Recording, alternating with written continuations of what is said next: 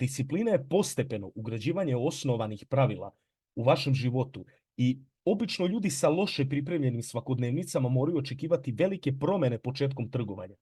To je jako važno napomenuti. Pored mog ogromnog iskustva sa studentima, mogu reći da je mozak jako specifičan i ne dozvoljava napredak bez stroge ugravirane i spremne discipline, što govori da je to jače od pojedinca, koliko god on verovao u minute njegovog kvalitetnog razmišljanja o budućnosti.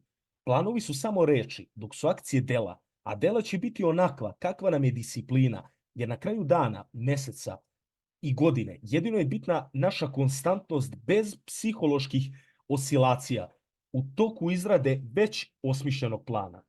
Psihološke oscilacije su samo negativna sredstva koja napadaju naš um u zavisnosti od osobe na koji način pristup njima dozvoljava.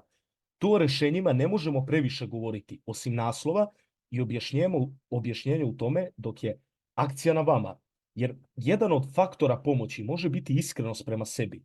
Ukoliko zaista definišete vašu godinu, mesec i na kraju dan u smislu stila života, povezujući to sa ispravnim i profitabilnim svakodnevnicama, gledajući iz kvalitetnih videoklipova koje postavljam, verovatno ćete se dosta iznenaditi. Sedite sami i strpljivo definišite vaše dane, mesece i godinu.